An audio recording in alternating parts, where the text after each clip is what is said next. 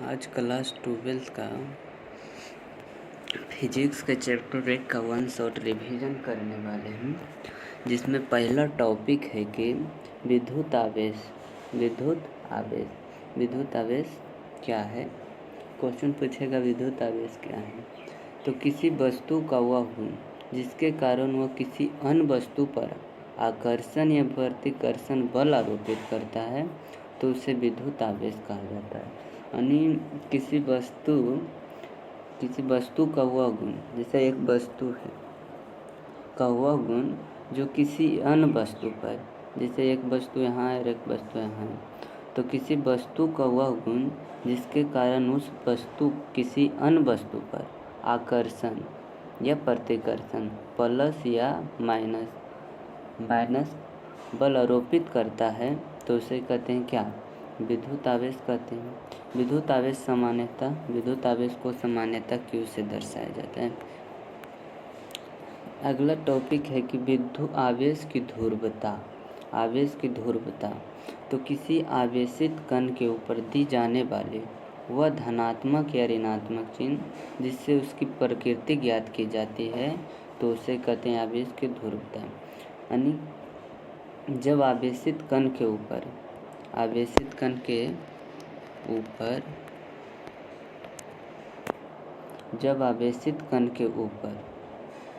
जब आवेशित कण जैसे एक आवेशित कण है प्लस और माइनस, उसके ऊपर धनावेश या ऋणावेश का चिन्ह, धनात्मक या ऋणात्मक चिन्ह जिससे उसकी प्रकृति ज्ञात की जाती है। यानी जिससे उसका क्या प्रकृति ज्ञात की जाती है कि वह प्लस है या माइनस, तो उसे कहते हैं क्या? आवेश की ध्रुवता। आवेश की ध्रुवता को मुख्य रूप से कितने भागों में? 2 भागों में बांटा गया है। आवेश की ध्रुवता के आधार पर आवेश को 2 वर्गों में बांटा गया है जो निम्नलिखित है। पहला धनात्मक आवेश और दूसरा है ऋणात्मक आवेश। आवेश के गुण, तो आवेश के गुण को लिखें। तो आवेश के गुण में पहला है कि हेनरी कैवेंडिश नामक वैज्ञानिक के अनुसार समान ध्रुव वाले आवेश के बीच प्रतिकर्षण और असमान ध्रुव वाले आवेश के बीच आकर्षण बल लगता है। दूसरा है कि बिना वस्तु के आवेश संभव नहीं होता है, अब परंतु बिना आवेश वाला वस्तु संभव होता है। तीसरा गुण है कि आवेश का संरक्षण सिद्धांत। तो आवेश के संरक्षण सिद्धांत किसको कहते हैं? तो आवेश का संरक्षण सिद्धांत के अनुसार आवेश की ना तो उत्पत्ति की जा सकती है और ना ही विनाश की जा सकती है, बल्कि एक वस्तु से दूसरे वस्तु में स्थानांतरित की जाती है। जैसे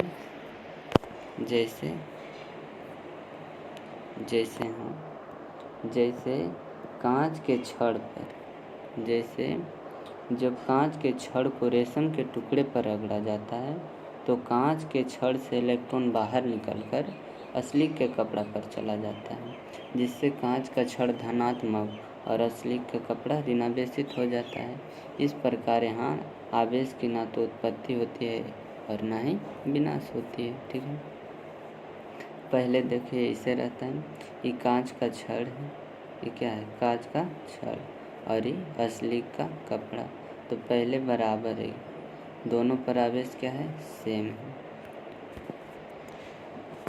यहाँ बाद में कांच के छड़ पर क्या? धनात्मक आवेश और असली के कपड़ा पर ऋणात्मक आवेश, तो प्लस Q और माइनस Q, तो प्लस माइनस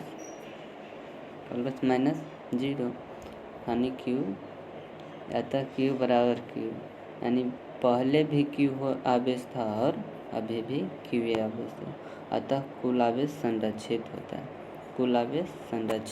होता है। अगला टॉपिक है कि आवेश का क्वांटीकरण। तो आवेश के क्वांटीकरण के अनुसार वस्तु में आवेश की कुल मात्रा इलेक्ट्रॉन के आवेश का पुनर्गुणज होता है, क्योंकि इलेक्ट्रॉन को और छोटे भागों में तोड़ना संभव नहीं होता है। जैसे एग्जाम्पल में एक इलेक्ट्रॉन पर -2 यानी 1 इलेक्ट्रॉन पर माइनस है, तो Q बराबर 1 पॉइंट आवेश एक इलेक्ट्रॉन बराबर होता है 1.6 × 10⁻⁻19 कूलम। ठीक है, यानी आवेश आवेश के क्वांटीकरण Q बराबर प्लस माइनस यानी होता है।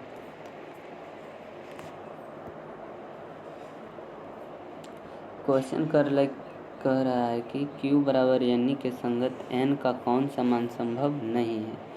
तो n का मान संभव नहीं है, ऑप्शन नंबर सी 4.2 संभव नहीं है। क्वेश्चन नंबर अगला कह रहा है कि निम्न में से कौन सा आवेश संभव नहीं होता है।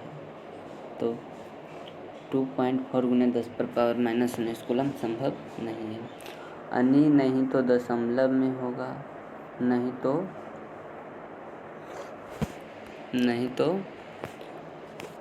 1.6 से ही नहीं कट रहा है, इसलिए ये भी नहीं है।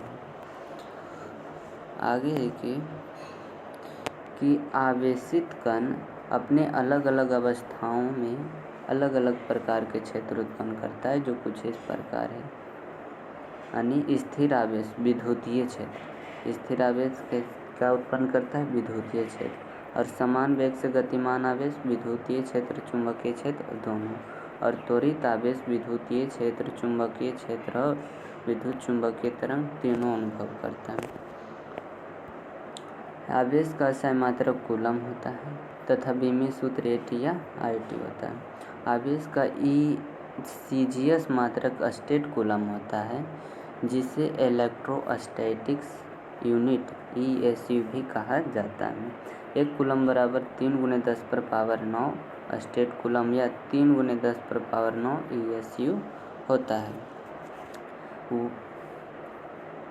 और 1 ESU बराबर होता है 1/3 × 10⁻⁹ कूलम या 1 स्टेट कूलम। ठीक है,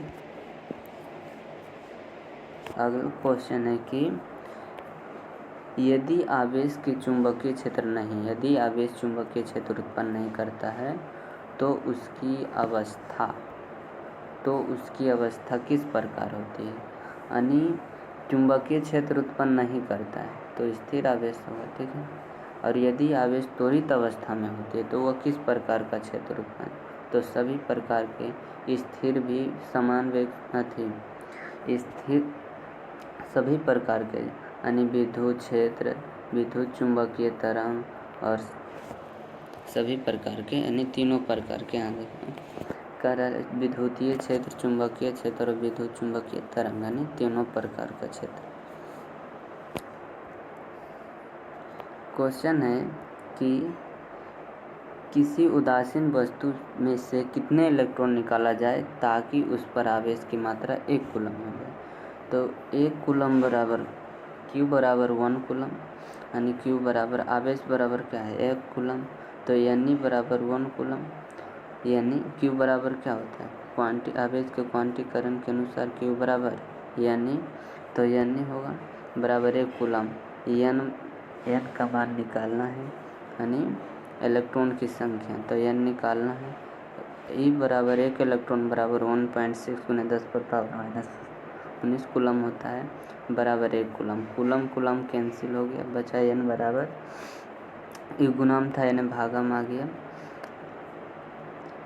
तो हो गया क्या 10/16 और नीचे में 19 जो है इन्वर्स में ऊपर में जाएगा तो प्लस में हो जाएगा, तो हो गया क्या, तो 10 ×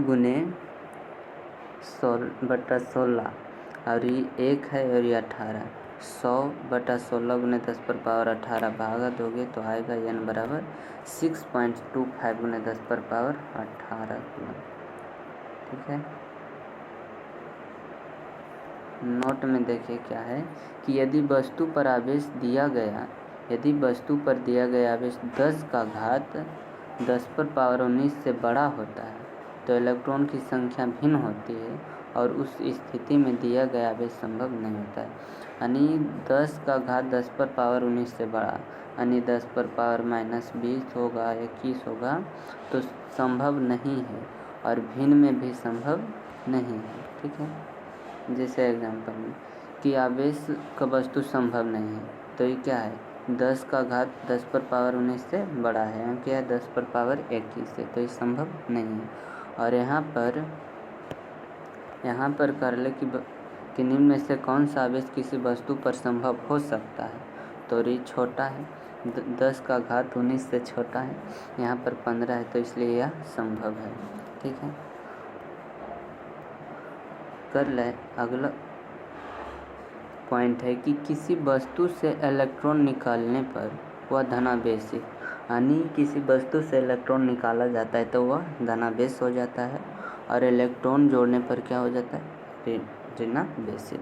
यानी इलेक्ट्रॉन जोड़ने पर धनावेश और निकालने पर धनावेश और जोड़ने पर क्या हो जाता है, धनावेश हो जाता है। और धनावेशित वस्तु का द्रव्यमान घट जाता है और ऋणावेश करने पर वस्तु का द्रव्यमान बढ़ जाता है। ठीक है ना।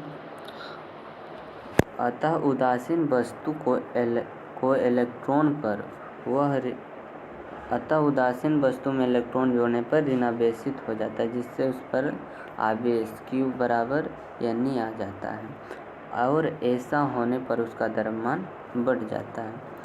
एक पॉइंट है, नोट पॉइंट,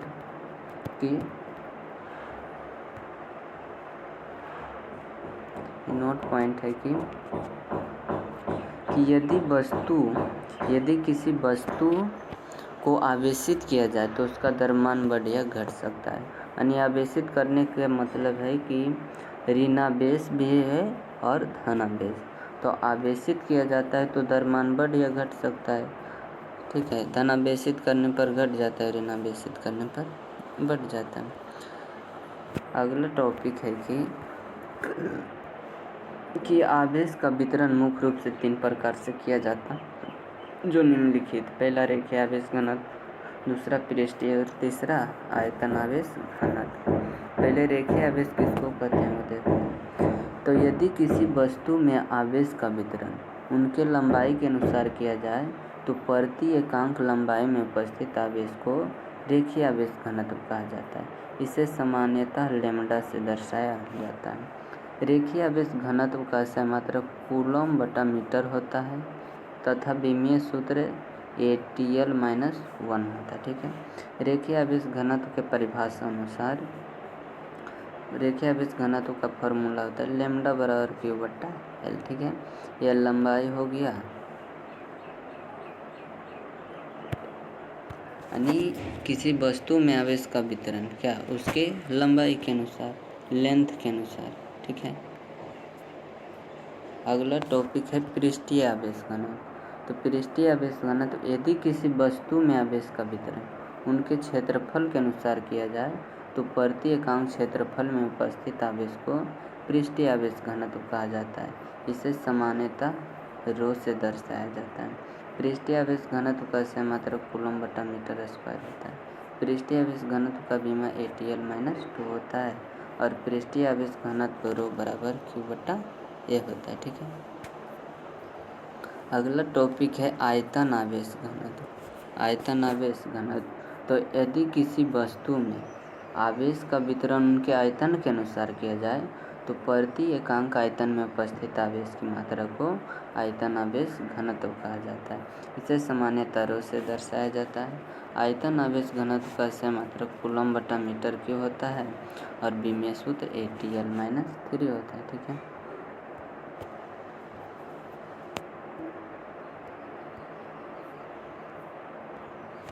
अगला टॉपिक है कि कूलम के नियम को लिखें। कूलम का नियम क्या है? तो दो आवेशों के बीच, कितने आवेशों के बीच? दो आवेशों के बीच लगने वाला आकर्षण या प्रतिकर्षण बल की प्रकृति के बारे में जानकारी हेनरी कैवेंडिश नामक वैज्ञानिक ने दिए थे, परंतु बल के परिमाण के बारे में कूलम नामक वैज्ञानिक ने जानकारी दिए थे। ठीक है, तो दो आवेशों के बीच लगने वाला कूलम बल दो आवेशों के बीच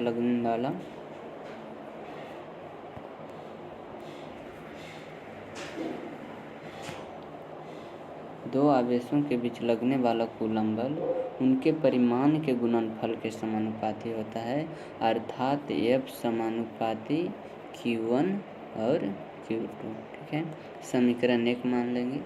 Q1 और Q2 समीकरण 1। और दो आवेशों के बीच लगने वाला कूलम बल उनके बीच की दूरी के वर्ग के व्युत्क्रमानुपाती होता है, अर्थात F समानुपाती 1/r²। ये समीकरण 2 होगा। समीकरण 1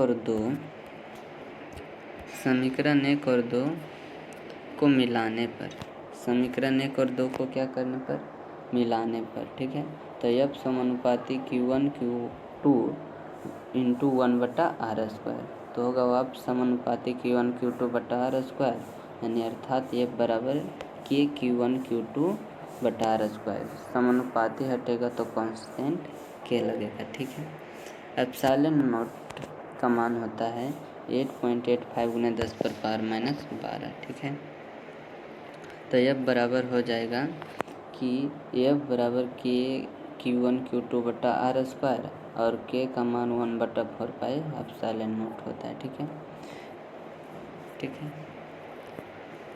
अगला टॉपिक है कि विद्युतशीलता।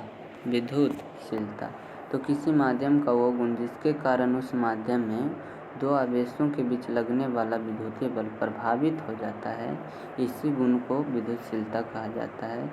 इसे सामान्यतः एप्सिलॉन नॉट से दर्शाया जाता है। अलग अलग माध्यमों के लिए विद्युतशीलता का मान अलग अलग होता है। जैसे हवा या निर्वात या मुक्त आकाश की विद्युतशीलता एप्सिलॉन नॉट से दर्शाया जाता है। एप्सिलॉन नॉट का मान 8.85 × 10⁻⁻12 होता है। ठीक है, अगला है कि आपेक्षिक विद्युतशीलता। वो विद्युतशीलता था यह आपेक्षिक। तो हवा या निर्वात में दो आवेशों के बीच लगने वाला विद्युत बल तथा वही दोनों आवेशों के बीच समान दूरी पर अन्य माध्यम में विद्युत बल के अनुपात को कहते हैं विद्युतशीलता। ठीक है, इसे सामान्यतः ER से दर्शाया जाता है। ठीक है, आपेक्षिक विद्युतशीलता बराबर होता है हवा या निर्वात में विद्युतीय बल बटा अन्य माध्यम में विद्युतीय बल। ER बराबर होता है F0/Fm। एप्सिलॉन नॉट का मान होता है 8.85 × 10⁻⁻12। ठीक है, आपेक्षिक विद्युतशीलता एक मात्रकहीन एवं विमाहीन होती है। मात्रकहीन एवं विमाहीन, इसका कोई मात्रक एवं कोई विमा नहीं होता। ठीक है, आपेक्षिक विद्युतशीलता का मान अलग अलग माध्यमों के लिए अलग अलग होता है। जैसे हवा के लिए 1 और पानी के लिए 80 और धातु के लिए अनंत। ये ऑब्जेक्टिव में बार बार पूछते रहता है, इसलिए इसको देखते रहिएगा। ठीक है, अगला टॉपिक है कि कूलम के नियम के गुण को लिखें। तो कूलम के नियम से प्राप्त बल एक संरक्षी बल होता है, जिसके द्वारा एक संपूर्ण चक्कर में किया गया कार्य शून्य होता है, जिससे वस्तु की कुल ऊर्जा संरक्षित होता है। इतना नहीं याद करना है, बस इतना याद करना है कि कूलम के नियम से प्राप्त बल एक संरक्षी बल होता है। बस एक पॉइंट हो गया। अगला पॉइंट है कि कूलम के नियम न्यूटन के तीसरे गति नियम पर आधारित होता है। ठीक है, कूलम के नियम न्यूटन के तीसरे गति नियम पर आधारित होता है और कूलम के नियम से प्राप्त बल एक केंद्रीय बल होता है। ठीक है, और विद्युतीय बल भी होता है। ठीक है, अगला टॉपिक है कि कूलम के नियम की सीमा है। तो कूलम के नियम एक सर्वव्यापी नियम नहीं होता है, क्योंकि इसका मान अलग अलग माध्यमों के लिए अलग अलग होता है। ठीक है, कूलम के नियम बहुत छोटी दूरियों के लिए लागू नहीं होता है। बहुत छोटी दूरियों के लिए लागू नहीं होता है, क्योंकि वहाँ नाभिकीय आकर्षण बल लगने लगता है। ठीक है, कूलम के नियम बिंदुवत आवेश के लिए सही होता है, परंतु फैले हुए आवेश के लिए सही नहीं होता है। ठीक है, अगला टॉपिक है कि कूलम के नियम स्थिर आवेश के लिए सही होता है, परंतु गतिमान आवेश के लिए सही नहीं होता है, क्योंकि वहाँ दूरी निश्चित नहीं होती। ठीक है, क्योंकि वहाँ दूरी निश्चित नहीं होती है। यहीं तक रहने देते हैं। ठीक है।